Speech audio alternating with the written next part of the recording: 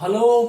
PPS online classes यानी Pratibha school की online classes में आपका स्वागत है। मैं Jitendra Sharma 10th English medium का chapter number 20 road safety education आज इसके बारे में आपको समझा रहा हूँ। रोड सेफ्टी एजुकेशन का मतलब है सड़क सुरक्षा शिक्षा, यानी सड़क पे चलते हुए या वहां व्हीकल चलाते हुए क्या क्या सावधानियां रखनी चाहिए, इस पे ये लेसन आधारित है। बोर्ड में इसमें 3 से 4 नंबर तक का प्रश्न आता है। Today we discuss alcohol and its harmful effect, यानी अल्कोहल और उसके हानिकारक प्रभाव। We know alcohol formula is C2H5OH। हमें पता है कि अल्कोहल का जो सूत्र है वो C2H5OH है। अल्कोहल एक इंटॉक्सिकेंट मटेरियल है, यानी नशीला पदार्थ है।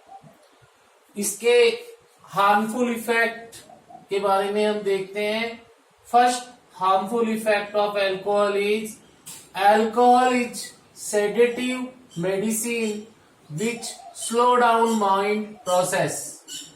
अल्कोहल एक औषधात्मक या औषधि है जिससे हमारे माइंड प्रोसेस यानी जो सोचने की क्षमता होती है वो धीमी पड़ जाती है। सेडेटिव मेडिसिन का मतलब जो हमारे सोचने समझने की क्षमता को धीमा कर दे उसे हम सेडेटिव मेडिसिन कहते हैं। तो अल्कोहल को पीने से हमारे स्लो डाउन माइंड प्रोसेस यानी हमारा जो माइंड प्रोसेस होता है वो धीमा पड़ जाता है। Second harmful effect of alcohol is alcohol effect the thinking ability and work progress. Alcohol के द्वारा हमारे सोचने की क्षमता प्रभावित होती है और हमारा कार्य का जो प्रोग्रेस है, कार्य करने की जो क्षमता होती है वो इफेक्ट होती है। अर्थात अल्कोहल इसको डिक्रीज कर देता है, thinking ability and work progress को डिक्रीज कर देता है, घटा देता है। Third harmful effect of alcohol is alcohol effect the mental ability and body balance of human.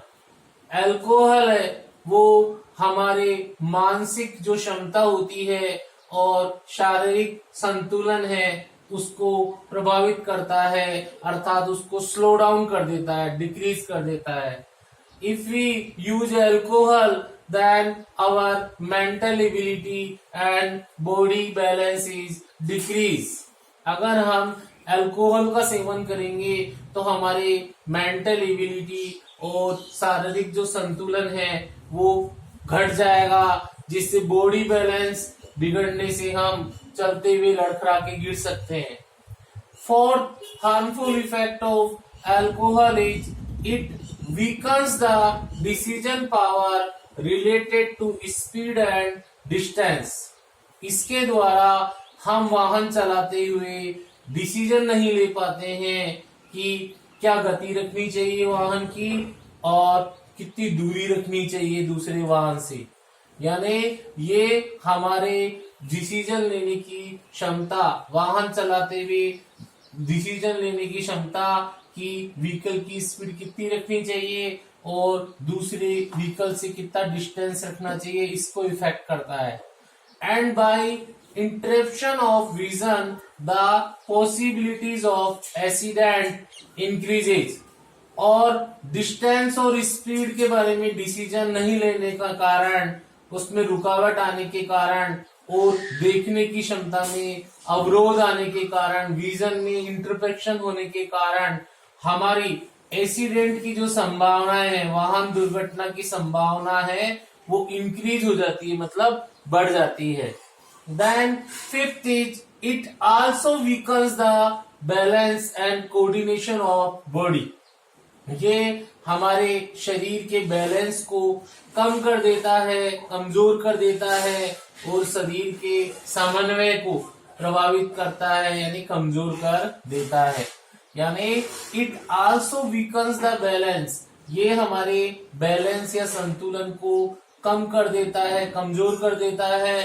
And coordination of body, और हमारा शरीर का जो कोऑर्डिनेशन है, ऑर्गन का जो आपस में रिलेशन कंट्रीब्यूशन है या उनके बीच में जो रिलेशनशिप है उसको ये घटा देता है, उनके आपस में तालमेल को ये घटा देता है। कोऑर्डिनेशन का मतलब होता है समन्वय, यानी ऑर्गन्स के बीच में आपस में जो बैलेंस बना रहता है उसे बोलते हैं कोऑर्डिनेशन।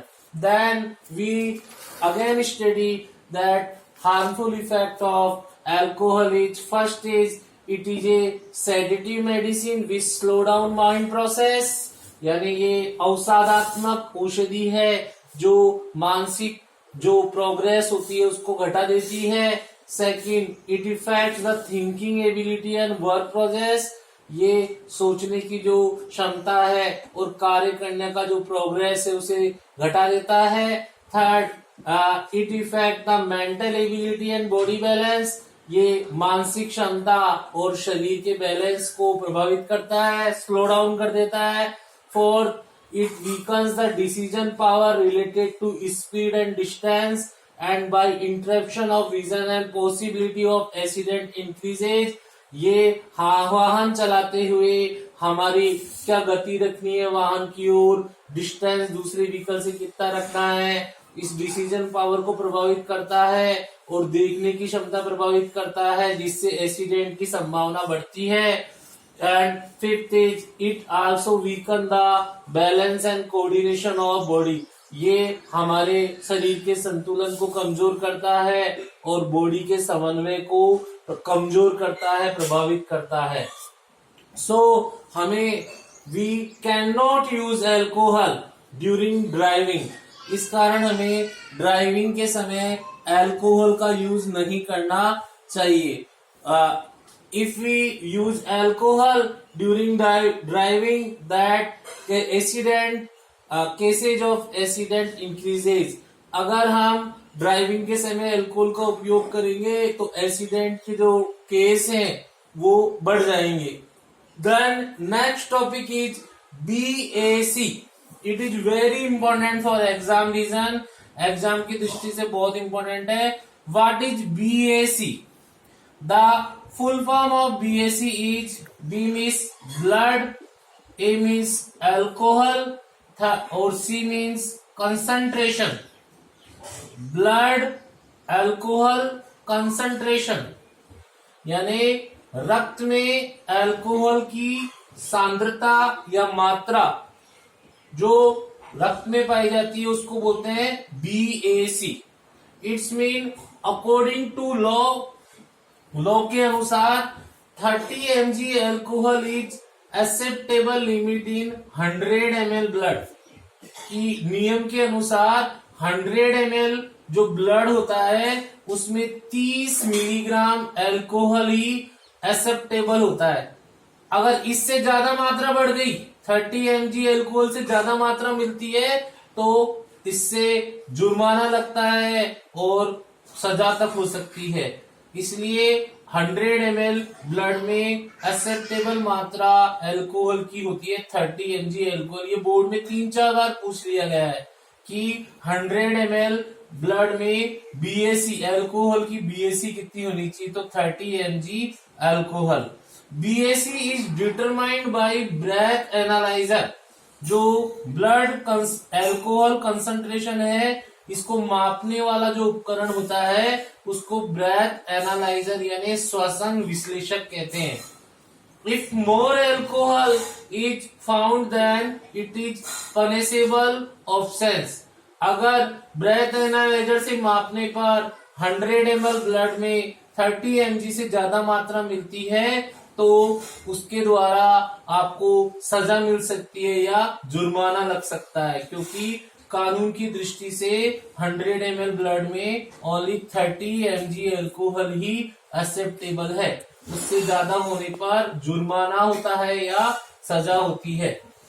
ब्रेथ एनालाइजर के द्वारा जो ट्रैफिक पुलिस है या पुलिस है वो व्हीकल चलाने वाले ड्राइवर को उसमें फूंक मारने के लिए कहती है, वो मुंह से उसमें फूंक मारता है, जिससे कि उसने अगर अल्कोहल पी रखा है तो ब्लड में अल्कोहल की कंसंट्रेशन पता लगती है कि इस ड्राइवर ने अल्कोहल का सेवन कर रखा है या नहीं, इसका पता लगता है।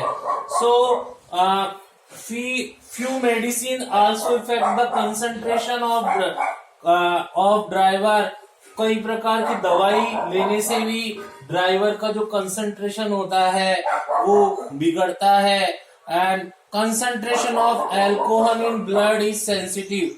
ब्लड में जो अल्कोहल की कंसंट्रेशन है वो बहुत ही संवेदनात्मक होती है, इसलिए लो एक्सेप्टेबल लिमिट है वो 30 mg अल्कोहल ही एक्सेप्टेबल होता है 100 ml ब्लड के लिए। Then next topic is motor vehicle act 185। अगला टॉपिक है हमारा वाहन चालक नियम 185। ये भी वेरी इंपॉर्टेंट है।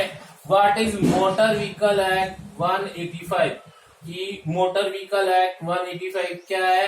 तो according to motor vehicle act 185, use of alcohol beyond limit during driving a fine of 2000 rupees और 6 month jail to the driver.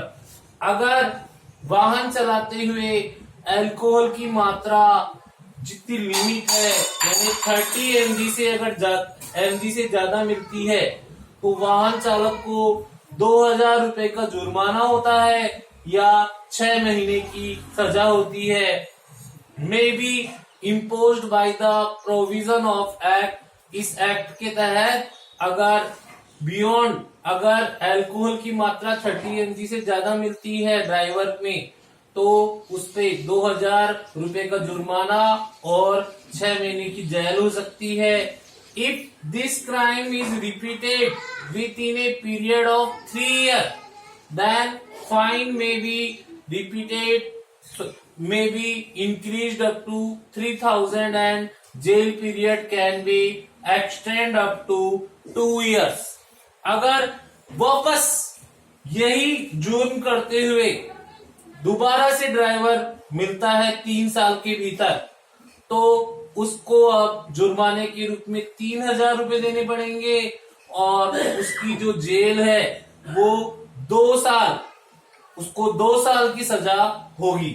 ऐसी स्थिति को इस एक्ट को बोलते हैं मोटर व्हीकल एक्ट 185। दोबारा बता रहा हूं, according to motor vehicle act 185, use of alcohol beyond limit during driving a fine of 2000 rupees or 6 months jail to the driver may be imposed by the provision of the act if this crime is repeated within a period of 3 years, then fine may be increased up to 3000 rupees and jail period can be extended up to 2 years।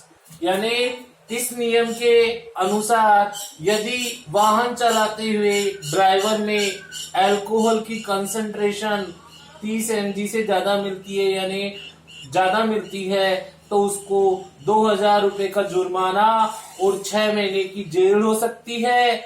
और यदि यही crime उसने वापस 3 साल के भीतर अगर driver दोहराता है तो इस समय फाइन बढ़कर 3000 रुपए हो जाएगा और जेल की समय उसको 2 साल की जेल हो सकती है। इसको हम मोटर व्हीकल एक्ट बोलते हैं। Then in dense fog following point should be follow. जो कोहरा होता है घना उसमें निम्न बिंदुओं को निम्न बातों का पालन करना चाहिए। नंबर पहला, yellow paper should be pasted with the help of sellotape on the headlight of vehicle and drive safely. जो गाड़ी के आगे की जो हेडलाइट होती है उस पर येलो रंग का पेपर चिपका देना चाहिए जिससे कि गाड़ी सुरक्षित रहे और ड्राइव सेफली करना चाहिए और वाहन चलाते हुए सावधानी रखनी चाहिए। येलो पेपर इसलिए चिपकाते हैं ताकि येलो रंग है वो प्रकाश को फैला देता है और दूर से डेंस फॉग में दिखाई देता है, जिससे आगे आने वाली जो गाड़ी है उसको वो गाड़ी दिखाई देगी और एक्सीडेंट की संभावना नहीं रहेगी। Second point is fog lamp और dipper must be use. Fog lamp और डीपर को उपयोग में लेना चाहिए। और तीसरा है windscreen of four wheeler must be keep clean. और जो वाइंड स्क्रीन होती है, आगे का कांच होता है फोर व्हीलर में, उसको हमेशा साफ रखना चाहिए। And always drive slowly. और फोर्थ पॉइंट है हमेशा स्लोली ड्राइव करना चाहिए इन डेंस फैग। और जो डेंस फॉग है उसमें हमेशा स्लोली ड्राइव करना चाहिए, धीरे चलाना चाहिए। इस तरह के क्वेश्चन का उपयोग करके यानी इस तरह की सावधानी का उपयोग करके हम एक्सीडेंट को रोक सकते हैं।